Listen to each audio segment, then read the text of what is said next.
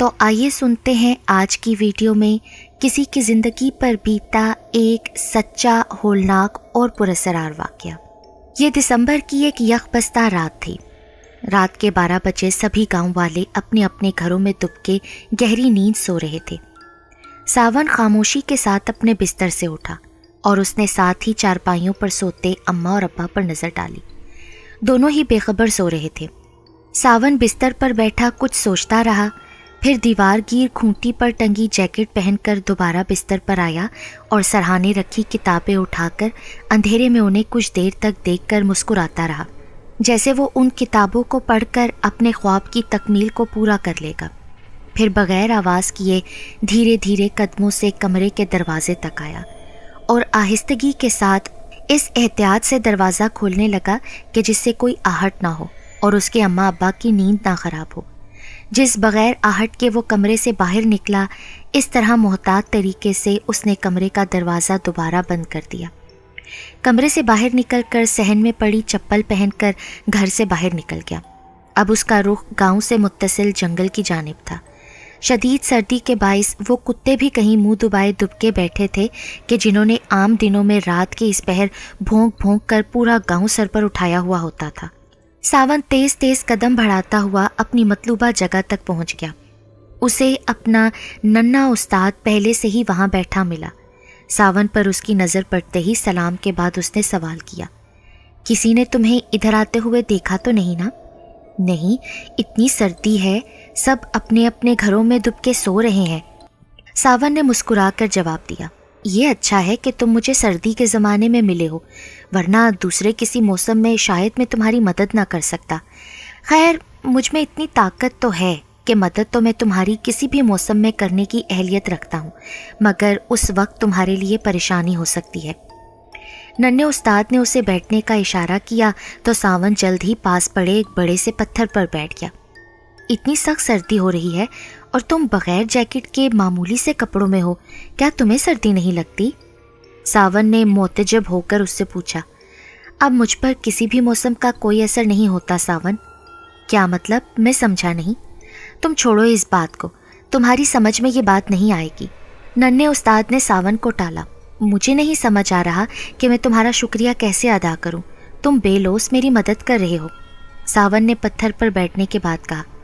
پر مجھے خوشی اس بات کی ہے کہ تم نے مجھ سے خوف کھانا چھوڑ دیا، ننھے استاد نے مسکرا کر کہا۔ سچ پوچھو، پہلے دن جب اس دن تم اچانک میرے سامنے آئے تھے نا، تو میں تو واقعی خوفزدہ ہو گیا تھا۔ پھر تمہارے اچھے رویے نے سارا ڈر خوف دل سے نکال دیا۔ تمہیں مجھ سے ڈرنے کی ضرورت نہیں ہے ساون، میں تم جیسے تمام پڑھائی کے شوقین بچوں کا دوست ہوں اور دوستوں سے خوف نہیں کھایا جاتا، استاد نے مسکرا کر جواب دیا۔ تم نے اب تک اپنا نام نہیں بتایا؟ ساون نے فوراً اس کا نام پوچھ لیا۔ نام جان کر کیا کرو گے؟ بس تم مجھے اپنا دوست ہی سمجھو۔ خیر چھوڑو، وقت ضائع کرنے کی ضرورت نہیں، جس مقصد کے لیے ہم رات گئے ملے ہیں وہ کیا جائے۔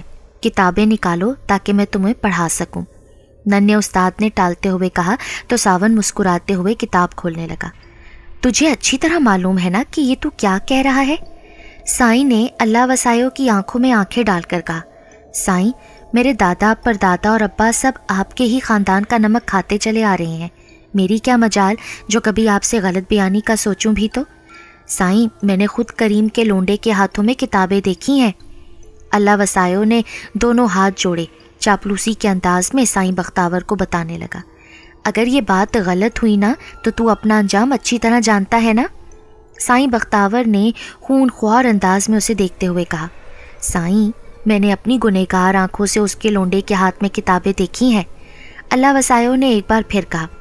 کریم اور اس کے لونڈے کو تو میں بعد میں دیکھ لوں گا، سب سے پہلے مجھے اس سے نمٹنا ہے جس کسی نے بھی اس کے ہاتھ میں یہ کتابیں تھمائی ہیں۔ سائیں نے مونچھوں کو تاؤ دیتے ہوئے کہا۔ سائیں، مجھے کچھ دن دیجیے، میں خود معلوم کرتا ہوں کہ کریم کے لونڈے کے ہاتھ میں کتابیں پکڑانے کی گستاخی کس نمک حرام کی ہے۔ اللہ وسائیوں نے ایک بار پھر چاپلوسی کی۔ کچھ دن نہیں، مجھے صرف 2 دن میں پتہ کر کے بتا کہ یہ حرکت کس کی ہے۔ سائیں بختاور نے انگلی کے اشارے سے اللہ وسائیوں کو سختی سے تاکید کی اور باہر نکل جانے کا اشارہ کیا۔ بہتر سائیں، بہتر، اللہ وسائیوں نے فوراً کہا اور ہاتھ جوڑے جوڑے ہی قدموں واپس سائیں بختاور کی حویلی سے نکل گیا۔ اللہ وسایوں کے جانے کے بعد سائیں بختاور گہری سوچ میں پڑ گیا اور سوچنے لگا کہ کریم کے لونڈے کی ہمت کیسے ہوئی پڑھائی کے بارے میں سوچنے کی بھی، ابھی اس کا بندوبست کرنا ہوگا۔ سائیں بختاور زیر لب بڑبڑایا، اماں مجھے پڑھنا ہے، پڑھ لکھ کر ڈاکٹر بننا ہے تاکہ اس گاؤں کے غریب لوگوں کا مفت علاج کر سکوں۔ 11 سالہ رضا نے اپنی ماں کے سامنے خواہش کا اظہار کیا، پر پتر اس گاؤں میں پڑھنے کا رواج نہیں ہے، سائیں کو پسند نہیں کہ اس گاؤں میں کوئی تعلیم حاصل کرے۔ اس گاؤں میں اسکول تو ہے مگر وہاں تعلیم دینے کے بجائے سائیں کے پالتو گھوڑے بندھے ہوئے ہیں، بہتر یہی ہے کہ تو بھی پڑھنے کا خیال دل سے نکال دے۔ رضا کی ماں نے اسے سمجھایا، اس گاؤں میں نہیں تو کیا ہوا، میں شہر جا کر داخلہ لوں گا اماں، وہاں خوب محنت سے پڑھوں گا، تمہارا بھی نام روشن ہوگا اور مستقبل میں اس گاؤں کے کام بھی تو آؤں گا نا۔ ننھے رضا نے ایک بار پھر اپنے دل کی بات کہی، جو کام کرنا ممکن نہیں پتر اسے بھول جا، تو کیا گاؤں کا کوئی بھی بچہ نہیں پڑھ سکتا، اور ویسے بھی ہم غریب لوگ سائیوں سے دشمنی نہیں مول لے سکتے۔ پاس بیٹھے ہی اس کے باپ اکرام نے بھی بچے کی مخالفت کی، میں خود سائیں سے بات کروں گا ابا، مجھے یقین ہے وہ مجھے پڑھنے کی اجازت ضرور دے گا۔ ننھے رضا نے کہا، بس زیادہ بکواس نہ کر، تو ہمارا اکلوتا پتر ہے۔ رضا کے باپ نے اسے گلے سے لگاتے ہوئے کہا تو رضا باپ کے سینے سے لپٹے گہرائی کے ساتھ کچھ سوچنے لگا۔ کہاں جا رہے ہو؟ ساون نے عقب سے آئی آواز پر فوراً پلٹ کر دیکھا تو اسے ایک اجنبی لڑکا نظر آیا۔ گھر جا رہا ہوں، ساون نے گھبرا کر جواب دیا۔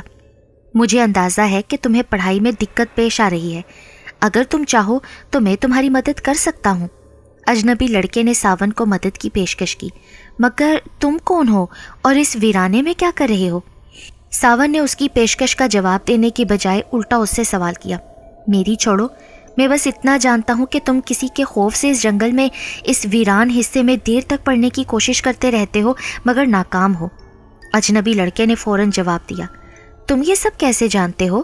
اور میں نے تم کو اس سے پہلے کبھی اس گاؤں میں نہیں دیکھا، کون ہو تم؟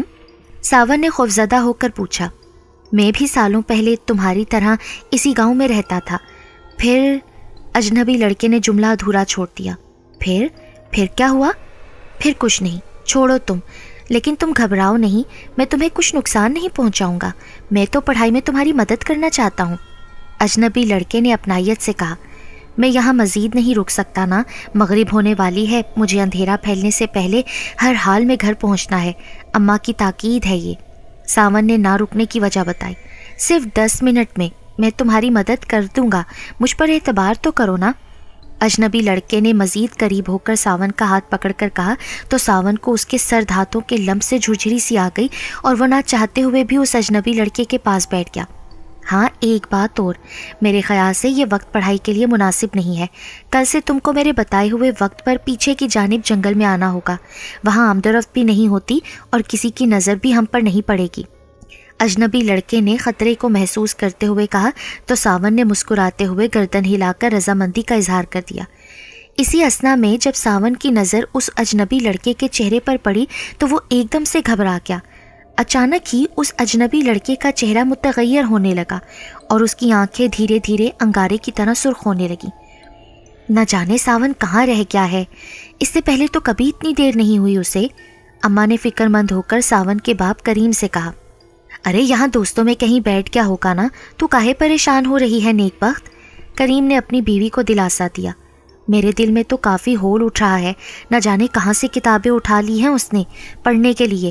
اگر سائیں بختاور کو پتہ چل گیا نا کہ ساون پڑھائی میں دلچسپی لینے لگا ہے تو… ساون کی ماں کہتے کہتے رک گئی اور خوفزدہ ہو گئی۔ کچھ نہیں ہوگا، زمانہ بدل گیا ہے، سائیں بختاور کی بھی اب سوچ بدل چکی ہوگی۔ کریم نے اپنی بیوی کو دلاسا دیا۔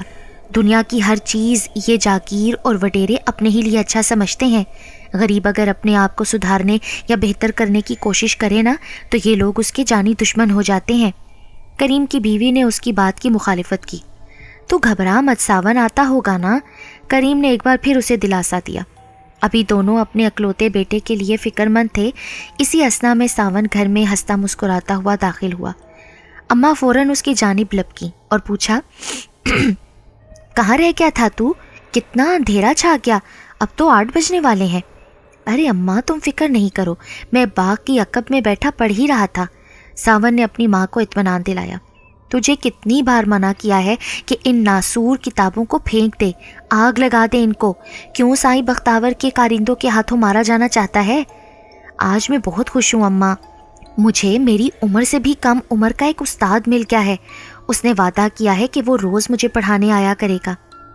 اس گاؤں میں کون ایسا پڑھا لکھا، وہ بھی تیری عمر سے چھوٹا لڑکا آ گیا ہے جو تجھے پڑھائے گا؟ آج ہی تو اس نے مجھے پڑھانا شروع کیا ہے۔ میں تو خود بہت حیران ہوں اماں کہ مجھ سے تقریباً 4-5 سال چھوٹا ہو کر وہ ریاضی اور انگریزی میں اتنا ماہر کیسے ہے؟ کون تھا وہ؟ کس کا لڑکا ہے وہ؟ ابا، میں تو پہلی بار اس سے ملا ہوں۔ وہ کہہ رہا تھا کہ برسوں پہلے وہ اس گاؤں میں رہتا تھا۔ تجھ سے چھوٹا بچہ، وہ بھی برسوں پہلے اس گاؤں میں رہتا تھا؟ ابا، مجھے کچھ نہیں پتا، مجھے اب ہر حالت میں پڑھنا ہے۔ میں تو روز جاؤں گا اس سے پڑھنے، وہ بہت اچھا پڑھاتا ہے ابا۔ ارے کیوں اپنی جان کا دشمن بنا ہوا ہے؟ بس بہت ہو گیا، اب مت جائیو تو پڑھنے۔ ساون کی اماں نے فوراً مخالفت کی۔ ابا تو ہی اماں کو سمجھا، میں تو جاؤں گا، بس میں نے کہہ دیا ہے، ساون نے کہا اور صحن سے اندر کمرے میں چلا گیا۔ اکرام کا لڑکا آپ سے ملنے کی ضد کر رہا ہے سائیں۔ سائیں بختاور بیٹھک میں بیٹھا تھا کہ اس کے نوکر نے آ کر اطلاع دی۔ اکرام کا لڑکا مجھ سے ملنے کی ضد کر رہا ہے؟ پر کیوں؟ سائیں میں نے بھی پوچھا تو کہتا ہے کہ وہ آپ کو ہی بتائے گا بس۔ ٹھیک ہے، بھیج اسے اندر۔ السلام علیکم چھوٹے سائیں۔ وعلیکم السلام، بول کیوں ملنا چاہتا ہے تو مجھ سے؟ سائیں میرا ایک چھوٹا سا خواب ہے، اگر آپ چاہیں تو میرا وہ خواب ضرور پورا ہو سکتا ہے۔ رضا نے ہاتھ جوڑ کر کہا۔ اتنا چھوٹا ہو کر تو خواب بھی دیکھنے لگا؟ سائیں نے کہا لگایا۔ سائیں خواب دیکھنے کی کوئی عمر نہیں ہوتی نا، اور خواب دیکھنے کا اختیار بھی انسان کے پاس نہیں ہوتا۔ بس چھوکرے، زیادہ فلسفہ مت جھاڑ، بول کیوں ملنا چاہتا ہے تو مجھ سے؟ سائیں آپ کو تعلیم پسند نہیں، اور مجھے تعلیم بہت پسند ہے، میں شہر جا کر پڑھنا چاہتا ہوں۔ ارے ٹانگ بھر کے چھوکرے، لگتا ہے تجھے اپنی زندگی سے پیار نہیں۔ گاؤں میں آج تک کسی کی بھی اتنی جرت نہیں ہوئی جو سائیں بختاور کے سامنے کھڑے ہو کر تعلیم کی بات کرے۔ تعلیم حاصل کر لینے سے تم لوگوں کا دماغ خراب ہو جاتا ہے، پھر تم کمی ذات اپنے حقوق کے لیے ہمارے سامنے ہی کھڑے ہو جاتے ہو، اس لیے تعلیم سے مجھے شدید نفرت ہے۔ مگر سائیں مجھے تو پیار ہے نا، میں ڈاکٹر بن کر یہاں کے غریبوں کا مفت علاج کرنا چاہتا ہوں۔ تیرے باپ نے کبھی پڑھا ہے جو تو پڑھے گا؟ سائیں بختاور نے اسے آنکھیں دکھائیں۔ میرے باپ نے نہیں پڑھا، اسی لیے تو سائیں میں پڑھنا چاہتا ہوں، اور آپ اجازت نہیں بھی دیں گے نا، میں تب بھی پڑھوں گا۔ رضا نے سائیں کے غصے کو نظر انداز کرتے ہوئے اس کی آنکھوں میں آنکھیں ڈال کر دیکھتے ہوئے حتمی انداز میں جواب دیا اور حویلی سے باہر نکل گیا۔ سائیں بختاور کو ننھے رضا کی خود اعتمادی پر غصے کے ساتھ ساتھ تعجب بھی ہوا۔ اس نے محسوس کیا کہ اگر یہ بچہ اپنے مقصد میں کامیاب ہو گیا تو جس بہادری کے ساتھ یہ آج اس کے سامنے کھڑا ہو کر بات کر رہا ہے، مستقبل میں وہ ان کے لیے پریشانی کا سبب بھی بن سکتا ہے۔ کچھ دیر سوچنے کے بعد اس نے جیب سے موبائل نکال کر کسی کو کچھ ہدایات دیں۔ فون رکھنے کے بعد مکرو انداز سے وہ اپنی مونچھوں کو تاؤ دینے لگا۔ ایک رات اچانک ساون کی ماں کی آنکھ کھلی، اور جب اس نے اپنے برابر میں ساون کا بستر خالی دیکھا تو گھبرا کر اٹھ بیٹھی۔ پہلے تو سمجھی کہ ساون بیت الخلاء میں ہوگا، مگر جب کافی دیر تک وہ واپس کمرے میں نہ آیا تو اس کی پریشانی بڑھ گئی اور خود اٹھ کر صحن میں آئی، مگر بیت الخلاء کا دروازہ بھی کھلا ہوا تھا۔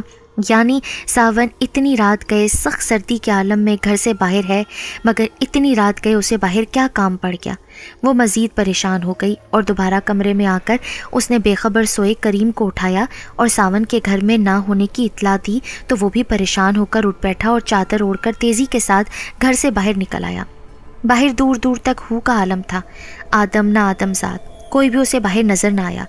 دونوں میاں بیوی کی پریشانی مسلسل بڑھتی جا رہی تھی کہ بغیر بتائے ساون نہ جانے کہاں چلا گیا۔ دونوں میاں بیوی اندھیرے میں آنکھیں پھاڑے چاروں طرف ساون کو تلاش کر ہی رہے تھے کہ اسی اثنا میں ساون انہیں جنگل والے راستے کی طرف سے آتا نظر آیا۔ جیسے ہی ساون کی نظر ان پر پڑی تو وہ بھی ایک دم گھبرا گیا، مگر دوسرے ہی لمحے اس نے اپنے آپ کو سنبھالتے ہوئے ان کے قریب پہنچ کر کہا، کیا ہوا اماں ابا؟ ارے کہاں چلا گیا تھا تو؟ وہ بھی سخت سردی میں، رات کی اس پہر؟ وہ میں پڑھنے گیا تھا ابا۔ ارے تجھے کتنی بار منع کیا ہے کہ آگ لگا دے ان کتابوں کو، یہ پڑھنے کا کون سا وقت ہے تیرا؟ اتنی رات کے کون پڑھتا ہے بیٹا؟ اب کے ابا نے جواب دیا، میں نے آپ کو بتایا تھا نا کہ مجھے میرا دوست پڑھانے آتا ہے، اسی نے اس وقت بلایا تھا۔ کون ہے تیرا ایسا دوست جو تجھے اتنی رات کو پڑھانے آتا ہے؟ چل مجھے بھی تو دکھا۔ ساون کے ابا نے جنگل کی جانب اسے لے جانے کی کوشش کی۔ وہ جا چکا ہے ابا، ابھی کوئی فائدہ نہیں اس طرف جانے کا۔ پر وہ ہے کون؟ اماں نے نامعلوم لڑکے کے بارے میں جھنجھلا کر پوچھا۔ مجھے نہیں معلوم کون ہے، 11 سال عمر ہوگی اس کی، بس وہ مجھے روز پڑھانے آتا ہے اور بہت اچھا پڑھاتا ہے۔ مجھے اس کا پڑھایا ہوا سمجھ میں آتا ہے اماں، اب میں شہر جا کر داخلہ ضرور لوں گا۔ ساون نے خوش ہو کر کہا۔ کیا عمر بتائی تھی تو نے اس کی؟ ابا میرے اندازے کے مطابق 11 سال کا تو ہوگا وہ۔ عمر جاننے کے بعد دونوں میاں بیوی نے ایک دوسرے کی جانب پریشان ہو کر دیکھا اور خاموشی کے ساتھ اپنے اپنے بستروں پر دراز ہو گئے۔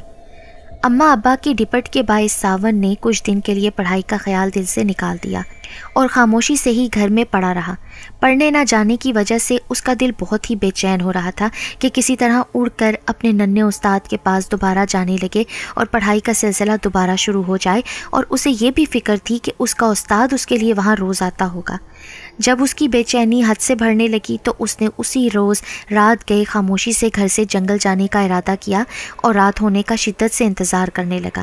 جب اس نے محسوس کیا کہ اماں اور ابا دونوں بے خبر سو چکے ہیں تو اسی انداز میں احتیاط کے ساتھ اٹھا، جیکٹ پہن کر گھر سے باہر نکل گیا۔ اس کے گھر سے نکلنے کی دیر تھی کہ اس کے اماں اور ابا خود بھی اس کے باہر جانے کے انتظار میں تھے، تو وہ دونوں بھی خاموشی سے اٹھے اور ساون کے ننھے استاد کے بارے میں جاننے کے لیے گھر سے باہر ساون کے پیچھے جنگل کی جانب چل پڑے۔ دونوں اس طرح ساون کا پیچھا کر رہے تھے کہ اس کو ان کے آنے کا شبہ بھی نہ ہوا۔ جنگل کے وسط میں پہنچ کر ساون نے دیکھا کہ اس کا ننھا استاد وہاں پہلے سے ہی موجود تھا اور بے چینی سے اس کا انتظار کر رہا تھا۔ جیسے ہی اس کی نظر ساون پر پڑی تو غصے میں بولا، اگر اتنے دن نہیں آنا تھا تو مجھے بتا دیتے نا، میرا وقت کیوں برباد کیا تم نے؟ وہ میرے اماں ابا کو تمہارے بارے میں پتہ چل گیا ہے، انہوں نے ہی منع کیا تھا یہاں آنے کے لیے۔ وہ تو یہ بھی کہتے ہیں کہ پڑھنے والوں کو سائیں بختاور قتل کروا دیتا ہے۔ ساون نے نہ آنے کی وجہ بتائی۔ سائیں بختاور، سائیں بختاور، سائیں بختاور، اس کا انتظام اب مجھے کرنا ہی پڑے گا۔ ننھے استاد نے بآواز بلند 3 بار غصے میں کہا اور سرخ آنکھوں کے ساتھ اپنی ہتھیلی پر مکے برسانے لگا۔ پھر جیسے ہی ننھے استاد کی نظر ساون کے پیچھے اس کے ماں اور باپ پر پڑی تو اسے شدید غصہ آ گیا اور غصے سے چلایا، تو ان کو ساتھ کیوں لایا ہے؟ تو نے اچھا نہیں کیا۔ ساون نے جیسے ہی پلٹ کر دیکھا تو اسے بھی حیرت کا جھٹکا لگا کہ اس کے پیچھے اس کے اماں اور ابا کھڑے تھے۔ میں تو اماں ابا کو ساتھ نہیں لایا، ساون نے اپنی اماں ابا کی جانب ہی دیکھتے ہوئے اس سے کہا، اور جو ہی پلٹ کر اس نے ننھے استاد کی جانب دیکھا تو اسے وہاں وہ نظر نہیں آیا۔ چل جلدی گھر کی طرف مر۔ اماں نے غصے میں ساون کا بازو پکڑ کر تیزی سے اپنی جانب کھینچا۔ اماں، میرا استاد ابھی یہاں کھڑا تھا، نہ جانے کہاں چلا گیا ایک دم، شاید وہ غصہ ہو گیا ہے۔ ساون نے ہاتھ چھڑانے کی کوشش کی۔ ارے تیرا ستیہ ناس، یہ تیرا استاد نہیں بلکہ اس کا نام رضا ہے، جو 10 سال پہلے قتل ہو چکا ہے، اور اسی جنگل سے اس کی لاش ملی تھی۔ ساون کی اماں نے بدستور اسے بازو سے کھینچتے ہوئے تیزی کے ساتھ گھر کی جانب لے جانے کی کوشش کی۔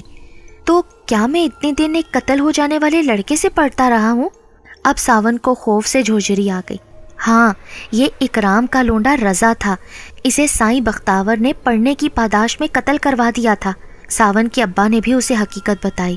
او میرے خدایا، تو کیا اب تک میں ایک روح سے پڑھتا رہا ہوں؟ ساون خوفزدہ ہو گیا اور اماں ابا کے ساتھ تیز تیز گھر کی جانب قدم بڑھا دیے۔ ڈر اور خوف کے باعث ساون نے پھر کبھی جنگل کی طرف جانے کی کوشش نہیں کی۔